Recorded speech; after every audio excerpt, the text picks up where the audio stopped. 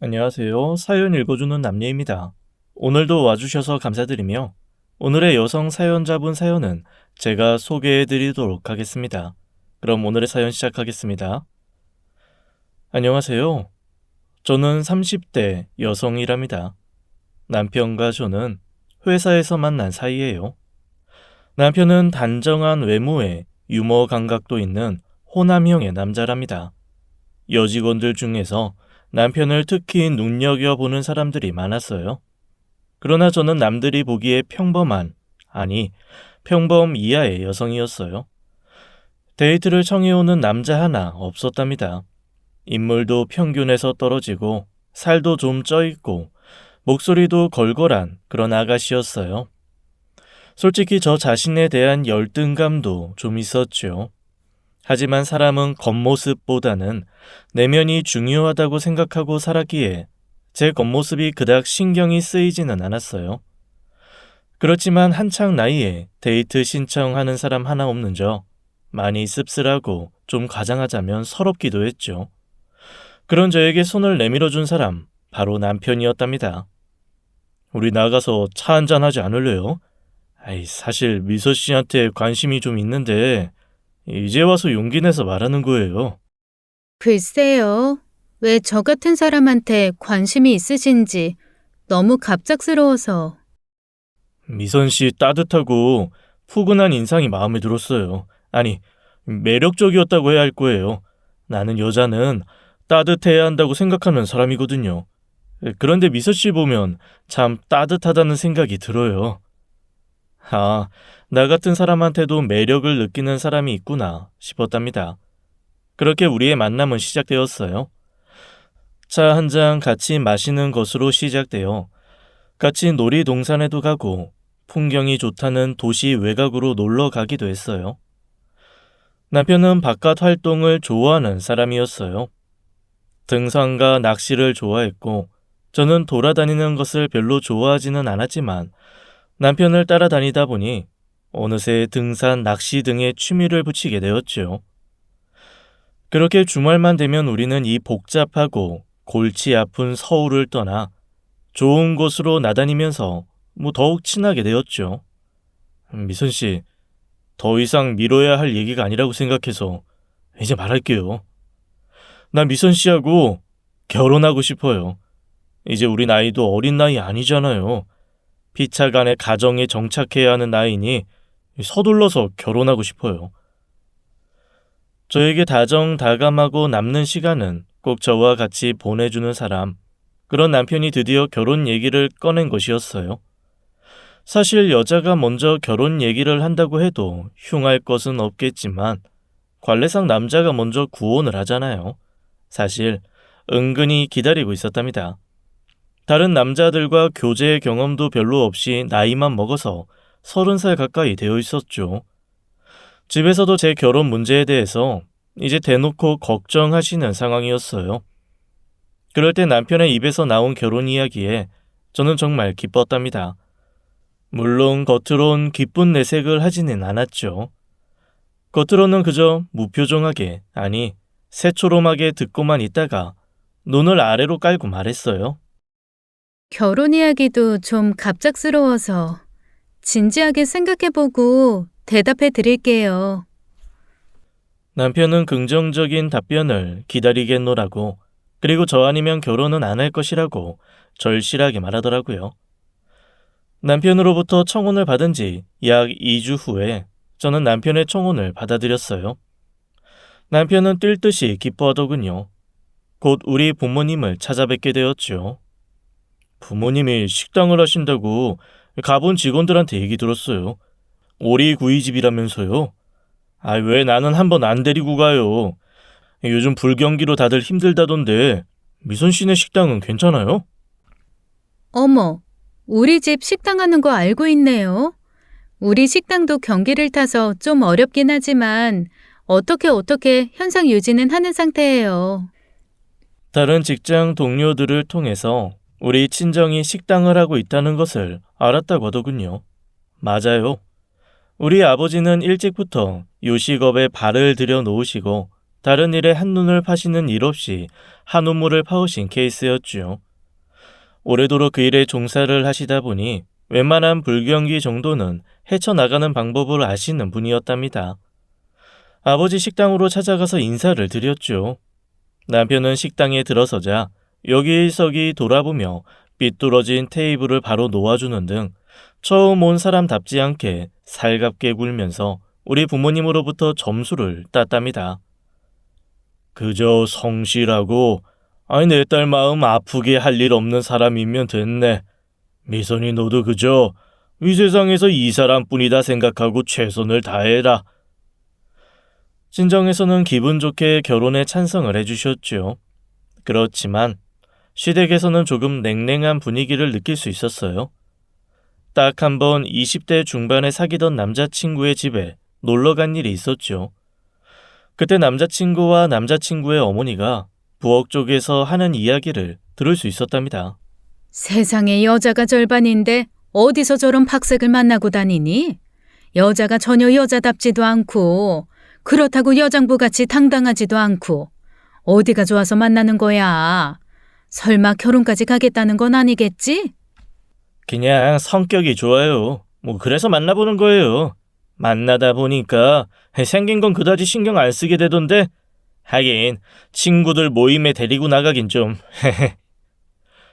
이 이야기를 제 의도와 상관없이 엿듣게 되고 난 후 저는 그 남자친구와 헤어졌었죠. 제가 먼저 헤어지자고 했어요. 조금 매달려 보던 남자친구가 그다지 어렵지 않게 이별에 응하더군요. 아마 그때 경험 때문에 첫 번째로 시댁에 갔을 때 그 냉랭한 분위기가 담담했었나 봐요. 그런데 당신네 아들이 이미 30이 넘은 나이였고 약간 단정한 외모를 빼고는 뭔가 특출난 것이 있었던 것도 아니었기에 분위기는 좀 차가웠어도 노골적인 반대는 없었답니다. 그렇게 우리는 결혼해서 새 살림을 차리게 되었죠. 저는 직장을 오래 다녔기에 저축이 꽤 있었어요. 하지만 남편은 저보다 더 오랜 직장 생활에도 불구하고 저축이 많지 않더군요. 하긴 시댁이 그다지 여유 있어 보이진 않았답니다. 남편 아래로 남동생 하나, 여동생 하나가 있었죠. 여동생이 먼저 출가를 했는데 그때 좀 도와주었다고 하더군요. 남동생은 가구를 만드는 작은 공장을 운영하고 있었는데 착실하게 커가고는 있었지만 아직 그다지 큰 이윤을 내지는 못하고 있다더군요. 그렇다고 시부모님이 한 재산 가지고 계신 것도 아니었답니다. 그래서 제가 저축한 돈에 남편이 가진 약간의 돈을 보태서 작은 집에서 신혼살림을 시작하게 되었어요. 남편이 지나가는 말인지 진심인지 우리 친정에서 좀 도와주실 수 없는지 물었지만 저는 우리 힘으로 시작하고 싶다고 했고 남편도 큰 고집을 부리지 않고 제 말에 따라주었어요. 이제 결혼을 했으니 당신 회사 그만두는 게 어떨까? 회사를 왜 그만둬? 한 푼이라도 더 저축을 해서 빨리 우리 집 마련해야지. 물론 그래야지. 그런데 내 생각은 말이지. 회사를 다닐 게 아니라 장인어른 하시는 식당에 나가서 일 도와드리고 적더라도 보수를 받는 게 나을 것 같아서 말이야. 식당엔 이미 남동생이 관리자로 있고 일하는 사람들도 대부분 오래돼서 가족 같은 사람들이야. 내가 굳이 끼어들어갈 자리가 없어. 왜 굳이 내가 아빠 식당에 가서 일하길 바래? 아니, 지난번에 가서 보니까 처남이야 가족이니까 잘 관리하고 있지만 아무래도 남은 남인가 보더라고. 다른 사람들은 내 눈에는 좀 성의가 없어 보였어. 처남하고 비교해서 그런가? 아무튼 좀 그런 걸 느껴서 말이야. 결혼 전 인사를 갔을 때나 이후에 식당을 방문할 때 남편은 서툼 솜씨지만 서빙이라도 도와주는 등 앉아서 먹고만 가지는 않았죠. 그러면서 느낀 점이 아무리 오래된 종업원이라도 남은 남이라는 것이었어요. 남편의 말에도 일리는 있었지만 제가 끼어들어봤자 방해만 될 것 같아서 저는 그냥 회사에 계속 나가기로 했지요. 크지도 않은 회사, 많지도 않은 월급이었지만 우리 두 내외는 열심히 일하며 한 푼 두 푼 저축을 늘려나갔답니다. 그리고 곧이어 어른들을 기쁘게 할 일도 생겼죠. 우리 부부도 물론 기뻤고요. 아이가 생긴 것이었어요. 첫 아들을 건강하게 출산한 저는 출산 휴가와 육아휴직 기간이 끝나고 다시 회사에 복귀했어요. 모든 일이 행복하게 풀려나가는 것 같았답니다. 그리고 남편에게 고마운 일은 우리 친정의 효도하는 사위라는 것이었어요. 주말이면 쉬고 싶기도 하련만 가깝지도 않은 거리에 있는 식당으로 찾아가서 꼭 일을 도와드리곤 했죠. 박서방, 굳이 이 먼 데까지 와서 이럴 거 없네. 자네도 일주일에 하루, 이틀은 쉬어야 하지 않겠나? 장인어른과 장모님께서 잠시 앉을 시간도 없이 일하시는 거 보고 주말이라도 와서 도와드려야겠다 생각했어요. 부담스러워하지 마세요. 제가 좋아서 하는 일이니까요. 그리고 손주도 자주 보고 싶으시잖아요. 아이 보여드리러 오는 김에 일 조금씩 도와드리는 거예요. 저는 다른 것은 몰라도 장인 장모에게 이렇게 잘하려는 것은 정말 고마웠답니다. 먼 거리를 오가야 했지만 힘든 것을 몰랐다니까요. 그렇게 행복한 나날이 오가던 중 둘째 아이가 생겼다는 것을 알았지요. 둘째도 아들이었답니다. 둘째를 낳고 잠시 휴직을 한 후 저는 변함없이 회사에 복귀했어요. 사업하이템 뭐 적당한 거 없을까? 이놈의 회사. 10년이 훨씬 지나도 월급도 여전히 쥐꼬리고 영 희망이 안 보여. 많은 사람들이 다 우리처럼 살고 있어. 배 안 고프고 춥지 않잖아. 그리고 아이들 키울만 하고. 더 이상 뭘 바래? 아이들을 키울 만하다고 생각한다고? 이제 곧 학교에 들어가서 본격적으로 교육받게 되면 우리 둘 버는 것 가지고는 다른 아이들처럼 못 키운다고. 그게 현실이야. 그렇지만 아이들 교육은 둘째치고 내가 이 회사에서 더 이상 못 견디겠어. 도대체 내 능력을 발휘할 수 없단 말이야. 맞벌이였지만 아이 둘을 키우기가 빠듯한 것은 사실이었죠. 그리고 남편의 말처럼 이제 본격적으로 교육을 받을 시기가 되면 돈이 더 많이 들어갈 것은 분명했어요. 친정 아버지가 남편을 처음 인사시키러 갔을 때 하셨던 말씀이 있었죠. 하지만 그저 성실하게 반려자를 마음 아프게 하지 않으면 된다는 말씀이었어요. 저 역시 아이를 그렇게 키울 생각이었답니다.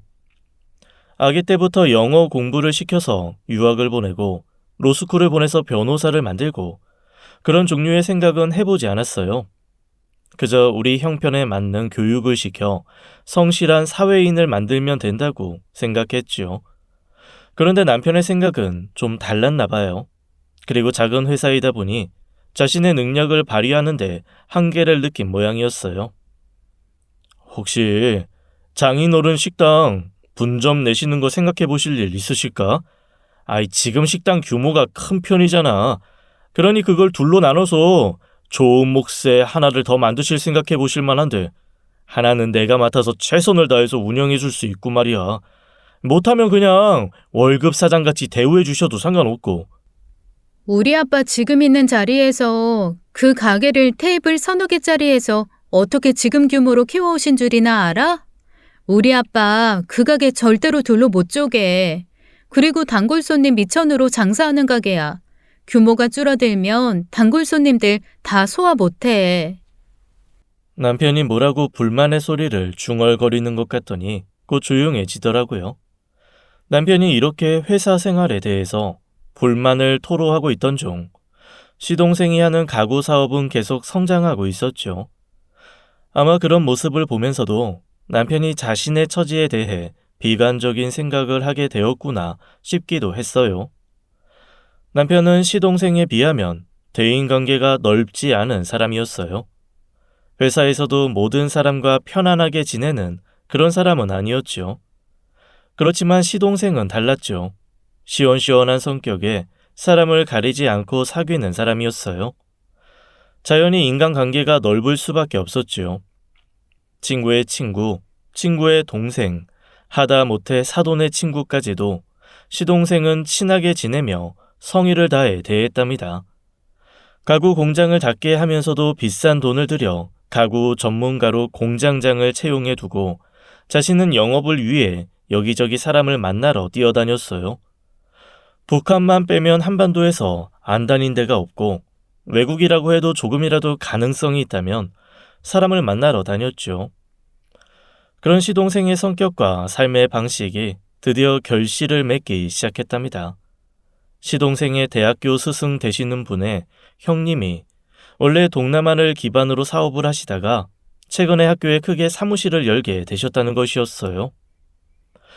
스승 되시는 분이 형님에게 시동생을 소개했고 사무실의 모든 집기를 시동생의 공장에서 들여가기로 하셨다지요. 정말 바쁘게 공장이 돌아갔고 시동생은 품질에 착실하게 신경 써서 납품을 마쳤어요. 시동생이 납품한 물건들에 만족하신 스승의 형님께서 또 몇 군데 소개해 주신 것 같더군요. 그런 식으로 대규모 납품을 몇 번 진행하고 나니 시동생의 공장 규모는 처음과 비교할 수 없을 정도로 커졌어요. 서방님, 축하해요. 다 서방님이 평상시에 사람들과 친해놓은 덕분이에요. 그렇게 사람들하고 친분을 계속 유지하는 일이 쉬운 일은 아닌 거 잘 알아요. 감사합니다, 형수님. 쉬운 일이 아니기는요. 그냥 연락처 저장해놨다가 찾아다니기만 하면 되는 일인걸요.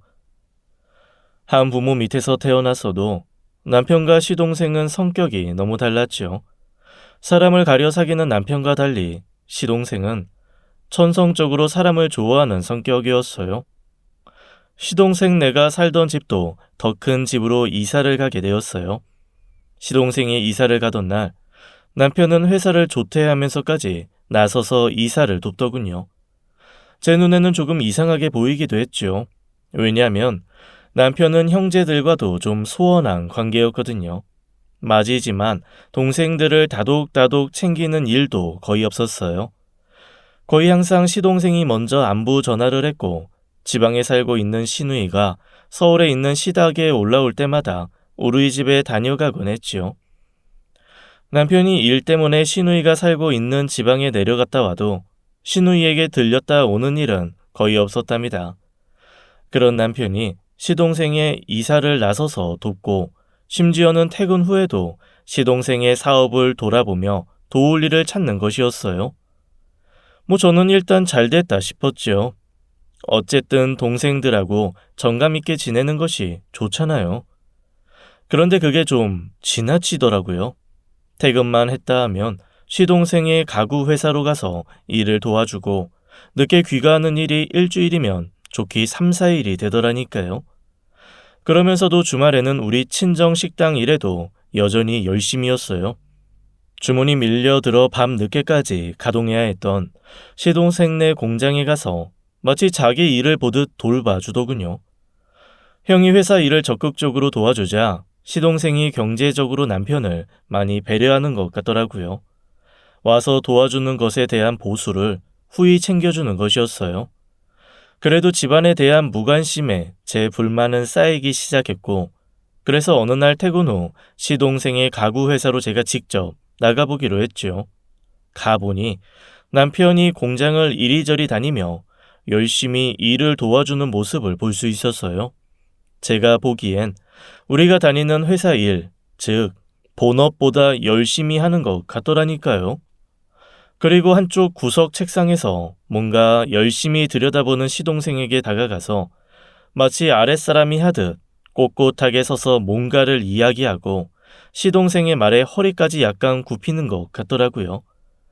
형 동생이 바뀐 것을 지나쳐 마치 상사와 부하의 관계처럼 보이는 장면이었죠. 그뿐만이 아니었어요. 커피까지 시동생에게 날라다 주는 장면에서는 좀 심하다 싶더라니까요. 남편이나 시동생이나 일에 하도 열중해서 제가 들어온 줄도 모르고 있더군요. 당신이 여기 웬일이야? 연락도 없이. 평일은 퇴근 후에 여기 오고 주말은 우리 아빠 식당에 가고 우리 애들 아빠 없는 애들 같아. 제가 온 것을 보고 시동생이 달려나와 반가워하면서 미안해했지만 남편은 제게 별 미안한 것을 못 느끼는 것 같더라고요. 보다시피 여기 일 아주 바빠. 얘 혼자서 감당 못한다고.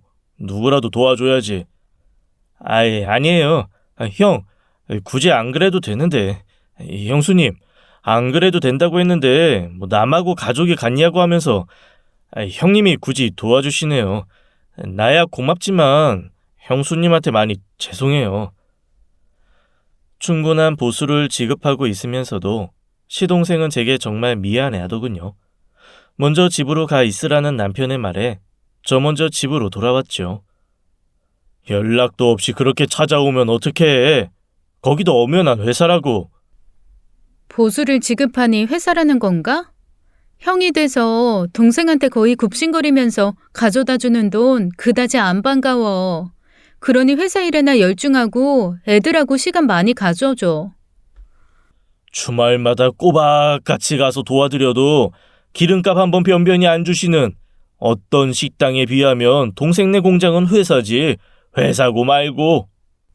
뭐라고? 그러니까 우리 집에 가서 도와드린 것도 순수한 마음에서가 아니라 보수를 바라고 한 일이었다는 거야? 아이고, 그 비싼 일값 쳐주지 못해서 정말 미안하네요. 이런 말다툼 끝에 남편이 옷걸이에 걸린 점퍼를 획 집어들고 나가버리더군요.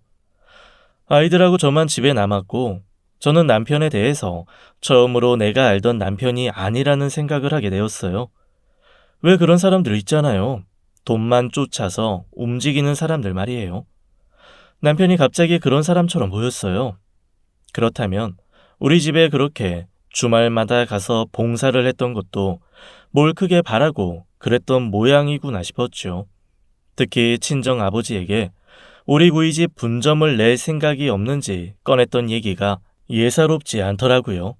그리고 한참 지난 일이지만 결혼 전에 제가 얘기도 하지 않았는데 남편이 알고 있었던 일도 떠올랐어요. 미선 씨네 집 식당 한다면서요? 나는 왜 한 번도 안 데리고 가요? 가본 직원들한테 얘기 들었어요. 아빠가 하는 식당에 대한 얘기를 듣고 저에게 접근한 것이 틀림없다는 생각까지 들었죠. 말씀드렸지만 저는 그렇게 오래 한 회사에 다니면서도 데이트 신청 한번 제대로 받아본 일이 없는 사람이었으니까요. 생각이 점점 자가 발전을 하면서 나쁜 쪽으로 흘러가자 저는 머리를 세차게 흔들었어요. 시동생을 도와주는 일에 대해서도 그저 동생이 무척 바빠 보이니 가서 도와주는 것이겠지 생각하기로 했죠. 그렇게 남편이 동생과 장인 사업을 도와주는데 정신이 팔려서 집안을 등한시하면서 시간이 얼마간 흘러갔죠. 시동생이 규모 있게 운영하던 공장 한 군데에 더해 한 군데 공장을 더 오픈했고 이어서 또 한 군데 공장을 열었어요. 그간 시동생은 경제적으로 우리 집에 큰 도움을 주었죠. 시동생 덕분에 집도 조금 넓은 집으로 이사할 수 있었어요. 시동생은 그렇게 형이 나와서 일하는 것에 대해 충분한 보상을 하더군요. 그런데 세 번째 공장은 제가 보기에 시동생이 좀 무리를 한다 싶더라고요. 저도 이제 회사 생활 10년 이상이다 보니 경영이라는 것에 대해서 초보적인 생각은 할 수 있게 되었죠. 서방님, 제가 나설 일은 아니지만요. 세 번째 공장은 좀 무리하시는 거 아닐까요? 두 공장이 알차게 돌아가고 있으니까 거기 집중하시는 게 더 좋을 것 같아요. 자칫하면 운영비에 생산한 물건값이 다 들어가게 생겼어요. 하하, 형수님, 걱정 감사합니다. 저도 그런 걱정 안 해본 게 아니에요. 하지만 계산해보니 따라잡을 수 있을 것 같아서 과감하게 투자한 거예요. 운영비가 생산비를 바짝 쫓아가기 시작하면 그 사업은 위험해지는 것이거든요. 시동생의 사업이 꼭 그렇게 되어 간다고 생각했어요. 첫 번째 공장의 일이 잘 되어가고 두 번째 공장까지 오픈한 일은 그럭저럭 계산이 맞는다 쳐도 세 번째는 무리였죠.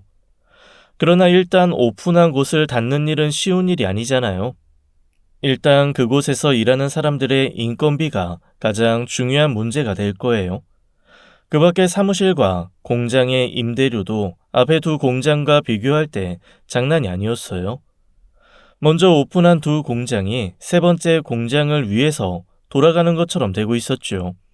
더구나 앞에 두 공장과는 달리 품질에 있어서 한층 업그레이드된 호화 가구들을 생산하기 위해 오픈한 공장이었기에 공장장부터 근로자 하나하나가 모두 임금을 많이 주어야 하는 사람들이었어요. 결국 세 번째 공장의 운영에 허덕이기 시작하면서 연쇄 반응이 오기 시작했죠. 그저 가구만 생산해서 이윤만 내면 되었던 앞에 두 공장이 세 번째 공장의 운영비까지 벌어야 했기에 계속 어려워졌던 거였어요. 그것을 쫓아가려면 앞에 두 공장에서 엄청난 양을 더 생산해야 하는데 사람이 하는 일이 한계가 있을 수밖에 없잖아요. 결국 시동생은 세 번째 공장의 실패로 인해서 사업 전체의 문을 닫아야 했답니다.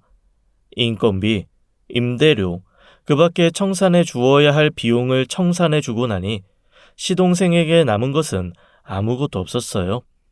심지어 살던 집까지 팔아야 했답니다. 당장 들어가 살 집이 없었던 시동생이 남편에게 그저 시동생 내외와 갓 태어난 조카, 이렇게 세 식구가 들어가 살 방 한 칸을 마련하는 데 필요한 돈을 융통해달라고 부탁하더군요. 형, 지금은 이렇게 됐지만 나라는 놈 잘 알잖아. 오뚜기처럼 또 일어날 거예요. 갓난쟁이만 없어도 고시원 같은 데라도 갈 텐데 갓난쟁이가 있어서 그럴 수 없겠네. 조금만 도와주면 또 사업 일으켜서 갚을게요. 지금은 문을 닫았지만 이 바닥에서 알고 있는 사람들이 미천이 돼서 또 금방 일어날 수 있어요. 도와주긴 뭘 도와줘. 대성불은 싹에다 물 주는 거지. 너는 애초에 사업에는 소질이 없던 놈이었어. 네 스스로가 그걸 모르겠냐? 그러면서 더 이상 보기 싫으니 찾아오지 말라고 시동생네 식구들을 매몰차게 내쫓더라고요. 제가 볼 때는 정말 기가 막혔어요. 사실 그동안 시동생한테 받은 도움이 컸고 이 집으로도 그래서 이사 올 수 있었던 것을 남편은 마치 잊은 사람 같았어요. 여보, 서방님 우리에게 고맙게 해준 사람이야. 우리 형편이 아주 여유가 있는 건 아니지만 그래도 어떻게든 도와줘야 할 거 아니야. 이 겨울에 그 피덩이를 데리고 어디로 가란 말이야? 그놈이 나 도와준 거라고 착각하지 마. 그 돈은 내가 나가서 일을 도와준 데에 대한 대가라고. 정당한 대가를 받은 건데 그걸 가지고 고맙게 생각하라니. 나 그렇게 못한다고? 남편과 이렇게 말싸움을 할 시간이 없었죠. 저는 급히 동서와 서방님에게 연락을 취했어요. 그리고 결혼 전부터 가지고 있던 돈을 닥닥 긁어 모아 꿔주었죠. 서방님, 이걸로 우선 방 한 칸이라도 마련해 보세요. 서방님이 우리 도와주신 거 저는 못 잊어요. 살면서 조금씩이라도 은혜 갚을게요. 형수님, 고맙습니다. 저야말로 형수님 은혜 잊지 않고 꼭 갚을게요. 저 꼭 재기할 거예요. 저 믿어주시는 거죠, 형수님? 어쨌든 시동생네 식구는 제가 만들어준 돈으로 낡은 빌라의 방 한 칸이나마 얻을 수 있었답니다. 이 한파가 몰아치는 계절에 갓난 아이를 데리고 거리에 나앉지는 않게 된 것이었죠. 당신이 그 녀석 돈 마련해줬어? 그럴 돈이 어디 있었어? 나 몰래 꼬불 쳐준 돈이 있었던 모양이구만. 부자 친정 두고도 나한테 돈 한 푼 제대로 안 쓰더니만 그 녀석한테는 그 돈을 마련해줬다고? 그래, 내가 마련해줬어. 그러면 그 어린 걸 데리고 새 식구가 이 겨울에 거리에 나앉게 되는 꼴을 윗사람이 돼서 그냥 쳐다보고 있어야 되는 거야? 당신이 형이잖아. 형이 돼서 어떻게 동생이 그런 상황에 처했는데 도움을 거절할 수가 있어? 대출을 받건 다른 데서 융통을 하건 당신이 나서서 도와줬어야 되는 일이야. 그걸 내가 대신한 건데 그걸 핀잔을 주다니 이게 말이 돼? 우리 부부는 이 일로 대판 싸움을 했어요.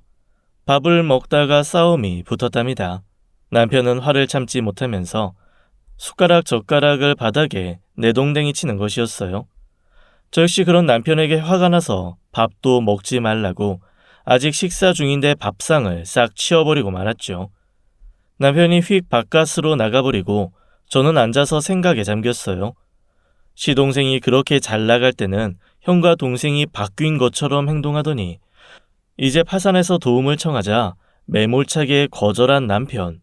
이렇게 생각하고 싶지는 않았지만 남편의 인성에 문제가 있다고 느껴졌답니다. 제 남편이고 애들 아빠였어요. 계속 이런 식으로 세상을 살아간다면 저와 아이들은 누굴 보고 사나요? 기막힌 마음을 달래고 또 남편의 결혼 전 모습을 알기 위해서 신우이에게 전화를 걸었어요. 아가씨, 나예요. 작은 오빠 어쨌든 방 한 칸이라도 마련해서 이 추위에 밖에서 떨지는 않게 됐어요. 소식도 전하고 물어볼 것도 있어서 전화했어요. 큰 오빠는 끝까지 모른 채 하던가요? 하긴 그럴 줄 알았지만 말이에요. 그럴 줄 알았더니 도대체 무슨 뜻인지 물었답니다. 언니, 솔직히 우리 오빠인데 이런 얘기하는 거 좀 못하지만 말이에요. 오빠 어렸을 때부터 좀 있는 사람들한테는 껌뻑 죽고 없는 사람들은 무시했어요. 글쎄 고등학교 때는 학교에서 집이 부자라고 소문난 애 꼬붕으로 살았다니까요. 가방 들어주고 숙제 대신해주고 상대방이 말하기도 전에 필요한 일들 해주더라고요. 그리고 그 애들 따라다니면서 생기는 떡고물을 받아먹은 거죠. 분식집에서 그 애들이 시켜먹는 음식 얻어먹고 많진 않지만 용돈도 조금씩 얻어 썼어요. 가뜩이나 시동생이 망하니까 손절을 하던 남편이 생각나면서 신우이의 이 말은 저를 더욱 화나게 만들었죠. 헤이, 준수야, 우리 공 차러 나갈 건데 같이 나가자. 공? 진짜 축구공 있는 애가 있어? 에이, 그건 좀 사는 애들이나 있는 거고 우리는 학교 체육실에서 바람 빠진 배구공 빌려다가 잘 거야. 아, 그래도 재밌어. 나와 같이 하자. 나는 좀 다른 할 일 있어서 말이야. 안 나갈래. 너희들끼리 놀아. 형우야, 청소 내가 대신 해줄게. 너 오늘 화장실 청소까지 해야 되지? 내가 해줄 테니까 너 그냥 교실에서 쉬어. 다 끝나고 같이 나가자. 그날 남편은 그 친구의 집까지 가방을 들어 모셔다 주었다더군요. 그리고 형우라는 집이 부자인 친구의 비서 노릇을 중학교 내내 했다는 것이었어요. 가방 들어주기, 숙제, 청소 대신해주기, 심지어 그 친구의 자전거를 닦아주기까지 하면서 방과 후 떡볶이집 같은 곳에서 친구들이 사먹는 음식을 조금씩 얻어먹는 식으로 떨어지는 떡고문을 받아 먹었다는 것이었죠. 남편이 일생을 어떻게 살아왔는지 알게 된 저는 처음으로 결혼을 후회했답니다. 그러나 어쩌겠어요. 그렇다고 남편이 가정폭력을 행사하거나 도박이나 술에 빠져 있거나 하는 눈에 띄는 문제를 가지고 있는 것도 아니었죠. 벙어리 냉가슴 앓듯 그냥 견디며 결혼 생활을 이어갈 수밖에 없었답니다. 그렇게 시간이 흘렀고 우리 부부 사이에는 예전에는 없었던 높은 벽이 세워지고 말았어요. 그냥 말을 섞지 않게 되더라고요. 그리고 제가 깨달은 사실 한 가지가 더 있었죠. 남편은 결혼하면서부터 우리 친정에 효도하는 사이였어요. 아마 이미 말씀드렸을 거예요. 주말이면 꼭 가서 성의를 다해서 식당 일을 도왔다는 건 말이에요. 전화도 자주 해서 장인 장모님의 안부를 챙겼고요. 이것도 규모가 큰 우리 식당의 돈, 즉 돈이 많다고 생각되는 처가에 대한 아부라는 생각이 들기 시작하더군요. 이런 생각을 하니 다시 화가 치밀었지만 그래도 처가랍시고 살갑게 대하는 것이 돈이 없는 친정이라 무시당하는 것보다야 낫다는 생각이 들어서 그냥 덮고 넘어가기로 했어요. 친구들이 대부분 처가를 발가락에 때같이 생각하면서도 봉가만 생각하는 남편 때문에 싸움이 된다는 얘기를 들어왔기에 처가에 살갑게 하는 것이 진심이 아니라는 것을 알았지만 그냥 덮기로 한 것이었죠. 하지만 저는 이미 남편에게 정남이가 있는 대로 다 떨어진 상태였답니다. 이렇게 시간이 흐르던 중 시동생은 낡은 빌라 방 한 칸에서도 좌절하지 않고 재기하기 위해 온갖 노력을 다하더라고요. 가구 사업을 하는 동안 시동생을 좋게 본 사람들이 시동생에게 얼마간의 돈을 융통해주기 시작했어요. 시동생은 이 돈을 가지고 아주 작은 규모부터 다시 가구 공장을 열기 시작했답니다. 그간의 영업 활동을 통해서 좋은 인상을 심어주었던 많은 사람들이 시동생을 도와주었고 필요한 가구는 반드시 시동생의 공장에 주문해 주었죠. 시동생은 이때 혼수 가구 전문이라는 캐치프레이즈를 내걸고 영업 활동을 했어요. 그러면서 연락처에 저장되어 있는 수많은 사람들 중에 홍기가 찬 자재들이 있을 만한 사람들을 찾아다니기 시작했죠. 염가로 좋은 물건을 공급한다는 소문이 나기 시작하면서 시동생의 사업은 다시 급물살을 타게 되었답니다. 짧은 시간 안에 알찬 공장 하나가 만들어졌고 곧 이사도 하게 되었어요. 이사를 하던 날 시동생과 동서는 저를 불러내 맛있는 음식을 사주면서 제가 꿔주었던 돈을 건네더군요. 저는 팔짝 뛰면서 그 돈을 받지 않았어요. 왜냐하면 지금 우리가 사는 집은 시동생의 도움으로 넓혀 이사한 집이었고 그것 말고도 경제적으로 많은 도움을 받았었거든요. 준영아, 형이다. 녀석, 결국 네가 재기에 성공했구나. 내 그럴 줄 알았지. 내가 도와줄 일 뭐 없냐? 뭐야, 전화 끊어졌나? 준영아! 시동생이 남편의 전화를 끊은 것 같더군요. 그 이후 남편은 여러 차례 시동생과 통화를 시도했지만 받지 않는 것 같았어요. 전화를 받지 않자 남편은 시동생의 가구 공장으로 찾아갔답니다. 꼬라지가 어떨까 싶어서 저도 같이 따라가 보았어요. 야, 정말 장하다. 어떻게 이렇게 훌륭한 공장을 다시 만들었냐? 형이 또 도와줄게. 시동생은 냉담하더군요. 형수님, 지금은 좀 어렵지만 제가 나중에 식사 대접할게요. 오늘은 제가 형님을 보고 싶지가 않아요. 죄송해요, 형수님. 죄송하기는요. 사람이라면 이런 상황에서 모두 시동생 같은 마음일 거예요. 다시 남편에 대해서 깊은 생각에 잠겼답니다. 저런 마음 상태로 평생을 살 생각을 하니 화가 난다기보다는 마음이 아팠어요. 어떻게든지 반성하고 후회하게 만들어야 되겠다는 생각이 들더군요. 그러던 중 남편이 저를 붙잡고 하소연 아닌 하소연을 시작하더라고요. 장인이 그렇게 큰 식당을 운영하고 잘 사시는 분인데 우리가 그 코딱지만한 회사에서 이렇게 고생을 해야 하는 거야? 당신 억울하지도 않아? 나야 그렇다 쳐도 당신은 딸이잖아. 친딸이 쥐꼬리 월급에 시달리면서 애들 둘 키우는 게 마음 아프시지도 않은 거냐고. 우리 부모님 그야말로 새벽부터 오밤중까지 열심히 일하셔서 우리 형제들 편하게 키워주시고 공부시키셨어. 정말 집안이 가난해서 공부도 제대로 못하는 사람도 많아. 나는 늘 우리 부모님이 자랑스럽고 또 고마워하고 있어. 당신도 그 이상 뭘 바라지 마. 저는 이렇게 못을 박았답니다. 남편이 우리 친정 재산에 침을 흘리는 것을 차단해야 했어요. 그러나 남편의 처가에 기대려는 모습은 더욱 심해져만 갔답니다. 마치 당연히 달래야 할 것을 달라고 하는 사람 같았어요. 뭐하러 쓸데없이 노동력을 낭비하느냐고. 장인이 부자인데 그 딸과 남편이 쥐꼬리도 새끼 쥐꼬리만한 월급 바라보고 살아야 한다는 게 말이 돼? 말이 돼. 키워주시고 출가시킨 걸로 자식들한테 하실 일 다 하신 분들이야. 도대체 우리가 무슨 자격으로 부모님 재산에 대해서 왈가왈부할 수 있다는 거야? 이런 식의 싸움이 끝없이 이어졌어요. 남편은 점점 더 노골적으로 제게 우리 친정 아빠를 조르라고 요구하더라고요. 도대체 장인어른 하시는 일이 너무 불공평한 거 아니야? 당신 남동생은 식당에서 일하면서 얼마나 잘 살아. 그런데 마지인 당신은 도대체 뭐야? 친정에서 전혀 도움을 못 받잖아. 내 동생하고 나는 케이스가 완전히 달라. 걘 군대 갔다 와서 식당 바닥 쓸고 주방 정리하는 것부터 시작해서 차근차근 배워서 관리자가 된 경우라고. 그럼 한 가지 당신한테 물어볼게.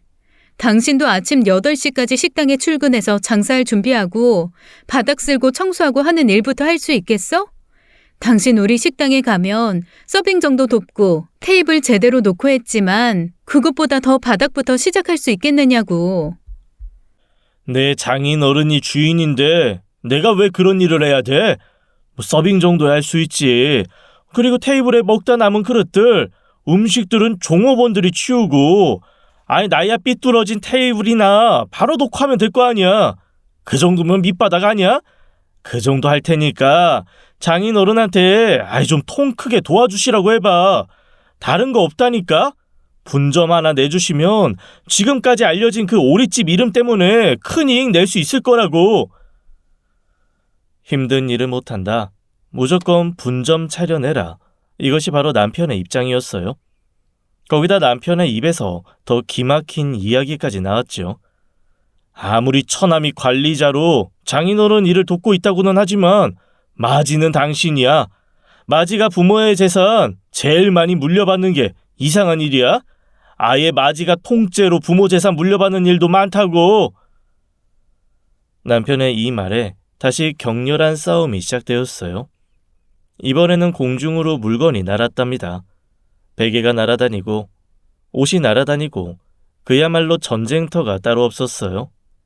그렇게 하룻밤을 거의 새우다시피 한 싸움이 끝나고 우리 부부는 냉전 상태에 돌입했답니다. 우선 저는 남편을 작은 방으로 내쫓았어요. 각방을 쓰기 시작한 것이었죠. 그리고 마주쳐도 서로 투명 인간 취급을 하기 시작했어요. 그렇게 냉전이 지속되는 중에도 남편은 주말이면 가깝지도 않은 처가에 가서 열심히 일을 도와주는 효자 사위로 지내고 있었답니다. 우리 엄마 아빠한테는 입안에 혀처럼 굴었죠. 그리고 때가 되었다고 생각했는지 드디어 노골적으로 우리 아빠한테 분점 이야기를 했나 봐요. 장인어른, 이렇게 큰 규모로 운영하실 필요가 뭐가 있습니까? 이 가게 둘로 쪼개는 게 더 효율적이고 이득이 커요. 분점 하나 내주시면 제가 정말 제대로 잘 운영하겠습니다. 식당을 운영한다는 것, 세상에 온갖 사람들을 다 만나야 하는 일이죠. 그런 일을 수십 년 해온 우리 아빠였어요. 사위의 속셈을 다 꿰뚫어 보실 수 있는 능력은 충분히 갖추신 분이었죠. 자네 정말 요식업이 하고 싶다면 어디 아주 작은 가게터에서 테이블 2개 정도 놓고 정말 밑바닥에서 시작해보게나. 국수 장사를 해도 좋고 라면하고 김밥만 파는 집을 해도 좋고 그 가게터 보증금 정도라면 내가 마련해 줌세. 이 식당 쪼갠다고 해도 작은 규모 아니야. 경험도 없는 사람이 운영할 만한 것 아니네. 아빠가 이렇게 딱 못을 박으셨던 모양이더라고요. 남편은 몇 평 안 되는 가게터에서 국수 장사부터 시작하라는 아빠의 말에 아주 강한 분노를 표했어요. 그야말로 집에 와서 펄펄 뛰더라고요. 나더러 감옥 제수방만한 가게터에서 라면을 팔으라고? 말도 안 되는 얘기지. 정이 이러시면 나도 다 생각이 있다고. 그래봤자 당신 딸 고생만 더 시키는 거지. 그리고 나서 남편이 어떻게 했는지 아세요? 회사에 턱하니 사표를 내고 말았답니다. 그리고 친정 아버지에게 전화를 걸어서 무슨 좋은 일이라고 선포하듯이 당당하게 회사에 사표를 냈노라고 말하더라고요. 그 말인즉 회사에 사표를 냈으니 당신 딸 혼자 벌어 고생시키는 걸 보라는 것이었죠. 극단적인 선택이면서 마치 어린아이가 장난감 사달래다가 부모가 안 된다고 하니 가게 바닥에 뒹굴러 버리는 것과 똑같은 짓을 저지른 거예요. 저는 이제 남편에 대해서 정이 완전히 떨어지고 말았답니다. 쳐다보기가 싫을 정도를 지나쳐서 쳐다보아도 아무 감흥이 없었어요. 그야말로 투명 인간이었죠. 남편이 저를 붙잡고 그놈의 분점 얘기를 하면서 졸라도 이제 화도 안 나더라니까요. 한 귀로 듣고 한 귀로 저절로 흘려지더라고요. 장인어른, 저 이제 더 이상 회사 일이 힘들어서 회사 그만뒀습니다. 저 그저 장인어른만 믿습니다. 제가 회사를 그만두니까 말이에요. 당장 미선이가 살림하는데 고통을 받고 있어요. 장인어른, 짐작이 가시죠? 미선이가 장인어른한테 어떤 딸인데 고생을 시키세요. 미선이가 곧 장인어른한테 찾아가서 손 벌릴 거예요. 그런 꼴 보시느니 제 말대로 분점 하나 내주실 거라고 믿습니다. 남편이 마치 저 들으라는 듯이 제 앞에서 친정 아빠에게 이렇게 전화를 걸더군요. 저는 정말 혐오스럽게 남편을 위아래로 훑어보고는 안방으로 아이들을 데리고 들어가서 문을 잠가 버렸어요. 이렇게 대하면 포기하고 어디로 떠나버릴 법도 한데 외박 한 번 없이 잘도 집으로 기어 들어오더라고요. 아직도 바라는 것이 있으니까 그랬겠지요. 이런 와중에 전 세계를 강타한 감염병이 한국에도 몰아닥쳤답니다. 많은 사람들을 만나야만 먹고 살 수 있는 업종에 종사하는 사람들이 큰 타격을 입었어요. 요식업, 극장, 찜질방 등 헤아릴 수 없는 자영업자들이 가게를 닫고 하늘만 바라보는 처지가 되었지요. 아빠가 운영하시는 오리구이집도 큰 타격을 입었어요. 다른 소규모 식당들은 오히려 배달로 전환해서 위기를 극복했다고 하는데 오리구이는 배달로 해결될 음식은 아니잖아요.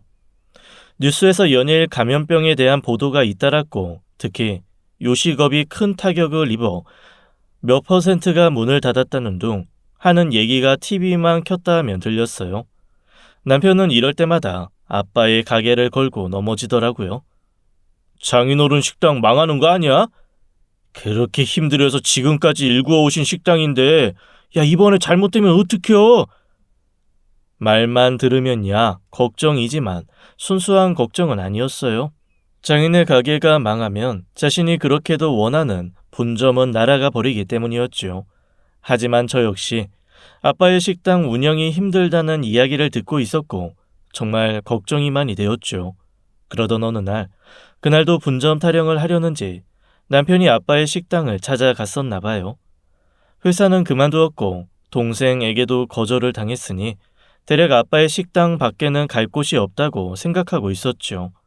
그날 늦은 밤 남편이 집으로 들어와서 말하더라고요.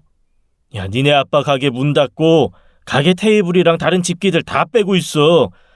그렇게 삐까번쩍하던 니네 아빠 가게 드디어 망했네. 곧 좀 쉬실 거라는 얘긴 듣고 있었어. 감염병 사태가 좀 잠잠해지면 다시 시작하시겠지. 이렇게 전 세계적으로 감염병이 돌고 있는데 언제 잠잠해지는데?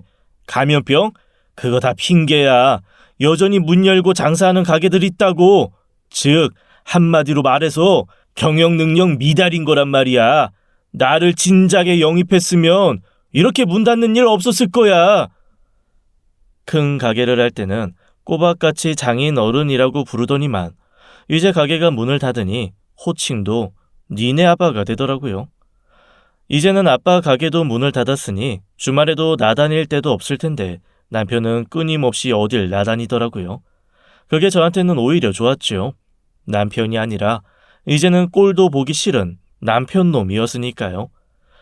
그렇게 갈 데 없이 나다니던 남편이 며칠 뒤 늦은 밤에 귀가하더니 뜬금없이 제게 서류 한 장을 내밀더라고요. 그 서류는 어떤 내용을 담은 각서였는데 도장을 찍고 공증까지 받자는 것이었어요. 그 각서의 내용을 보고 저는 그만 실소를 금치 못했답니다. 각서의 내용은 저와 남편의 재산을 단 한 푼도 친정에 보태지 말라는 내용이었어요. 그리고 단 한 푼도 시댁으로부터의 도움을 바라지 말라는 것이었죠. 말하자면 재산 포기 각서 같은 것이었어요.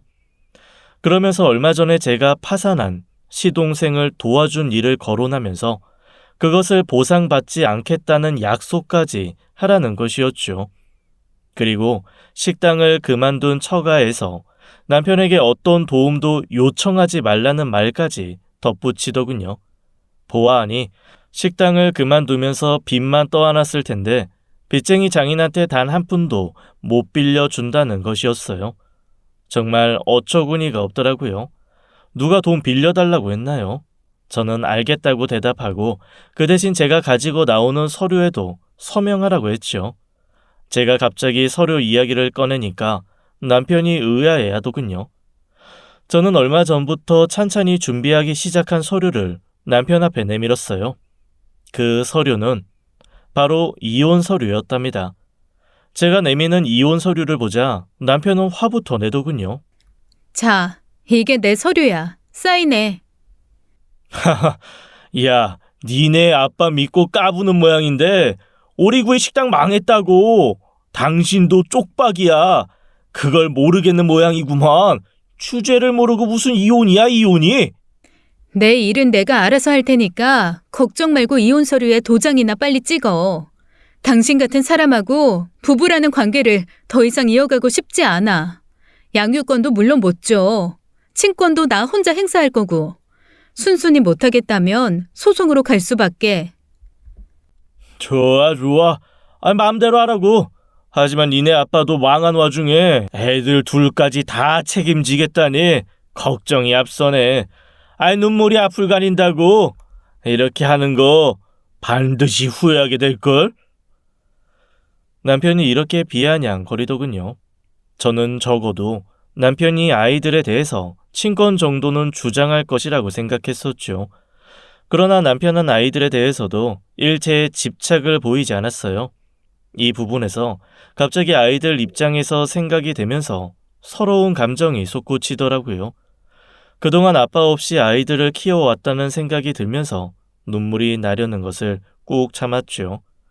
어쨌든 소송 없이 이혼과 친권, 양육권을 다 얻어냈으니 다행이었어요. 후회? 당신이나 후회하지 마. 그리고 몇 년이나마 한 입을 덮고 잤던 사람으로서 충고하는데 그런 식으로 세상 살지 마. 보아하니 돈이 인생의 전부인 줄 아는 모양인데 절대로 그게 아니라는 것을 알아야만 당신이 이 세상 제대로 살아갈 수 있을 거야. 저는 아이들을 생각하면서 나오려는 눈물을 꾹 참고 이렇게 쏘아붙여 주었죠. 이혼은 순조롭게 협의 이혼으로 이루어졌어요. 그렇게 이혼을 하고 저는 여전히 착실한 회사원으로 분수에 맞게 아이들을 키웠답니다. 시동생이 저에게 정말 미안해하고 끝내 눈물까지 보이더군요. 형수님, 죄송합니다. 우리 형님 어릴 때부터 저런 인성을 고치지 못했어요. 결혼해서 아이들을 낳으면 나아지겠거니 생각했는데 그러질 못했네요. 제가 형님 대신 사과드릴게요. 우리 식구들에 대해서 원망 많으실 테지만 좋은 것만 기억해 주세요. 서방님, 울지 마세요. 우리 인연이 여기까지인가 봐요. 아가씨한텐 제가 따로 전화 드릴 거예요. 서방님, 이번엔 무리하게 확장 같은 거 하지 마시고 지금 하는 대로 착실하게 운영하셔서 꼭 가구업계에서 재벌되세요.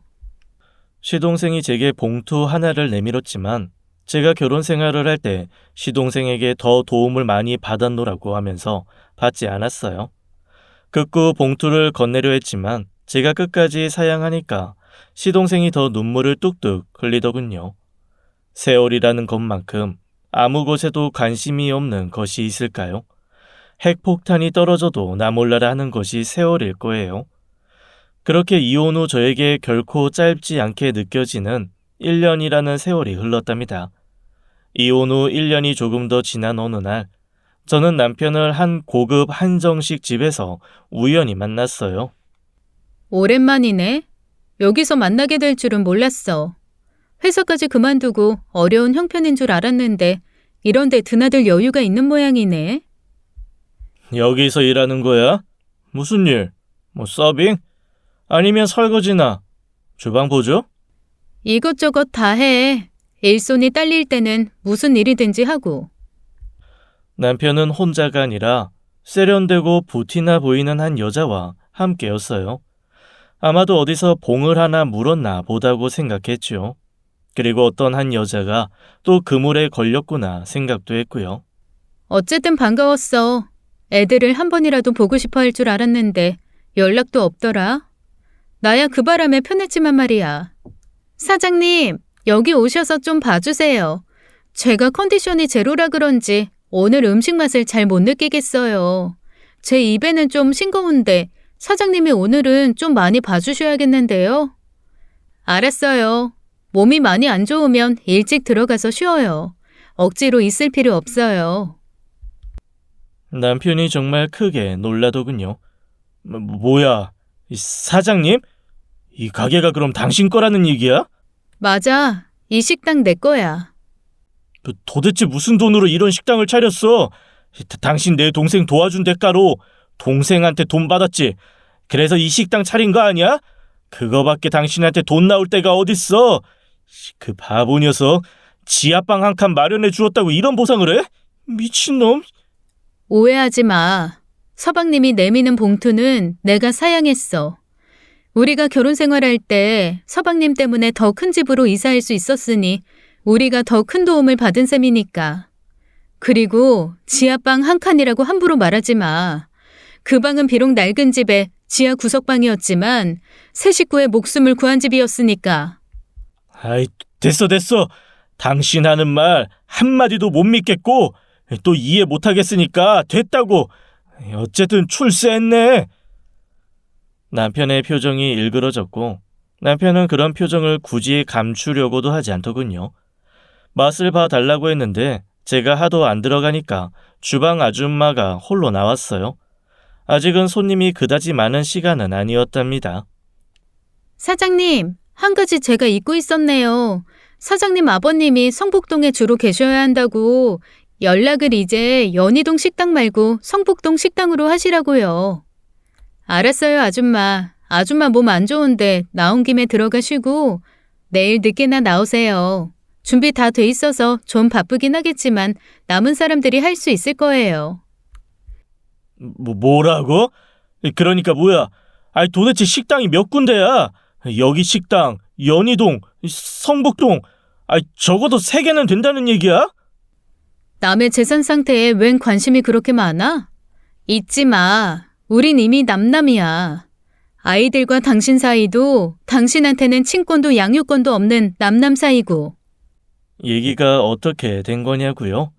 우리 아빠가 하시던 오리구이집이 문을 닫은 건 사실이랍니다. 하지만 남편이 모르고 있던 비밀이 있었어요.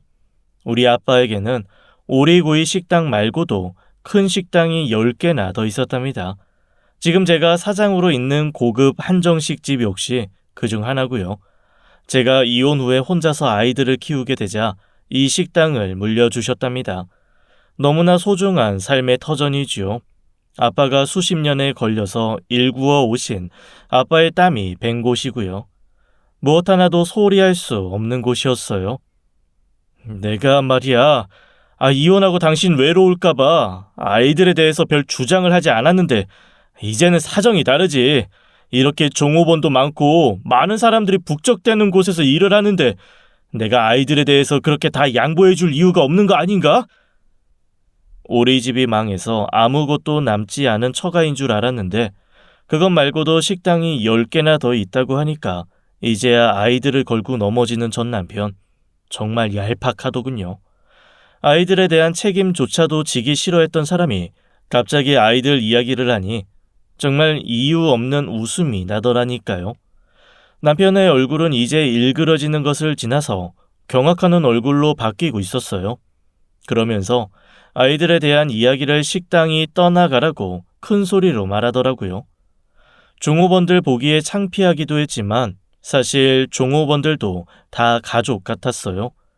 아버지가 다른 식당에서 오래 데리고 계셨던 종업원들을 보내주셨죠.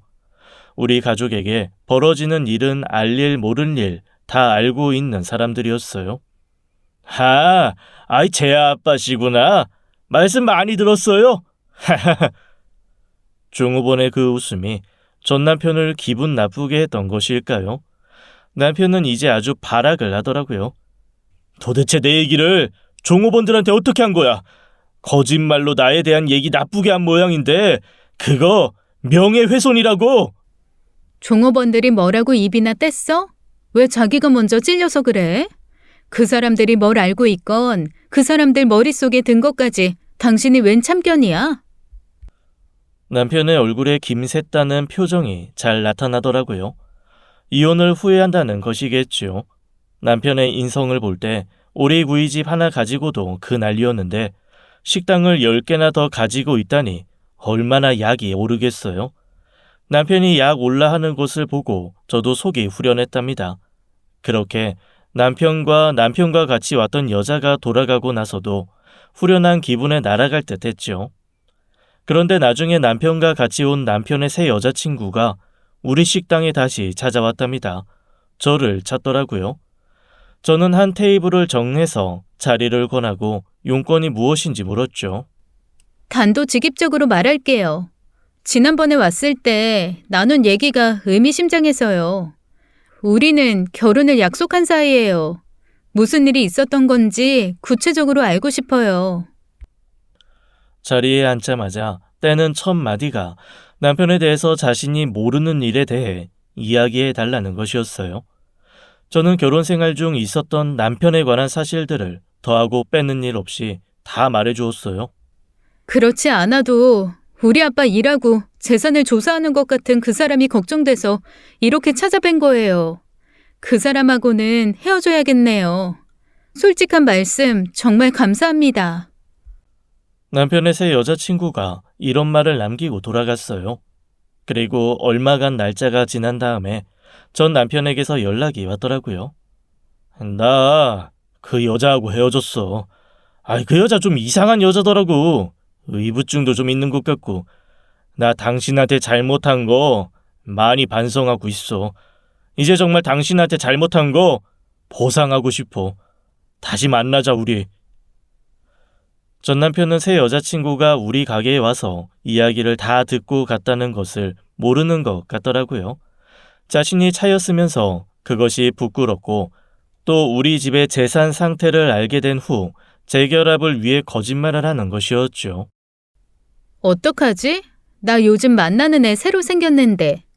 이런, 나보다 많이 나이가 어리고 말을 못하는 아이라서 내가 돌봐줘야 해. 이름이 좀 아기 같아. 초롱이야. 초롱이가 밤이고 낮이고 나를 기다리기 때문에 딴 남자 못 만나. 초롱이가 할 수 있는 말이 딱 한마디 있어. 멍멍! 그럼 안녕. 나도 초롱이처럼 마지막 인사할게. 왈왈! 저는 이 말을 끝으로 전화를 끊어버렸답니다. 이후에도 몇 번 더 전화가 왔지만 저는 받지 않았고 식당으로 찾아와도 단호하게 만나주지 않았어요. 전 남편은 제가 하도 단호하게 나오니까 결국은 포기하더군요. 이렇게 돈밖에 모르는 남편과 얽힌 제 결혼 생활에 대한 이야기를 들려드렸어요. 세상에는 멀쩡한 모습을 하고 시커먼 속을 가진 사람들이 꽤 있는 것 같아요. 여러분들도 조심하세요. 긴 사연 들어주셔서 감사합니다. 지금까지 사연 읽어주는 남녀였습니다. 끝까지 함께 해주신 여러분 감사드리며 저희는 다음 사연으로 돌아올게요. 감사합니다.